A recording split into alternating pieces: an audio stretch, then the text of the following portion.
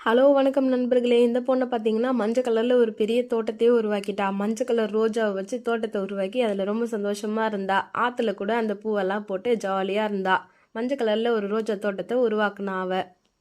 அவளோட உலகத்தில் கடலில் கூட மஞ்சள் கலர் ரோஜா பூ தான் பூத்து இருந்தது. இப்படியே எல்லாமே வச்சுட்டு அவ ரொம்ப ஜாலியாக இருந்தா. மலை மேலே கூட மஞ்சள் கலர் ரோஜாவை நட்டு வச்சுருந்தா. யார் யாருக்கெல்லாம் மஞ்சள் கலர் ரோஜா பிடிக்கும்னு கமெண்ட் பண்ணுங்க. அப்புறம் மஞ்சள் கலர்ல ஒரு கோட்டையை கட்டி அந்த கோட்டையில அவ ரொம்ப சந்தோஷமா இருந்தா. இப்படிலாம் அவ பண்ணதுனால யூடியூப் அவளை கூப்பிட்டு ரொம்ப பாராட்டி அவளுக்கு ஒரு பரிசும் கொடுத்தது. அடுத்தது உங்களுக்கு என்ன வேணும் அப்படின்னு சொல்லிட்டு கமெண்ட் பண்ணுங்க. மறக்காம சப்ஸ்கிரைப் பண்ணிடுங்க. பாய். ஹலோ வணக்கம் நண்பர்களே. இந்த பொண்ணை பார்த்தீங்கன்னா மஞ்சள் கலர்ல ஒரு பெரிய தோட்டத்தையே உருவாக்கிட்டா. மஞ்சள் கலர் ரோஜாவை வச்சு தோட்டத்தை உருவாக்கி அதில் ரொம்ப சந்தோஷமா இருந்தா. ஆற்றுல கூட அந்த பூவெல்லாம் போட்டு ஜாலியாக இருந்தா.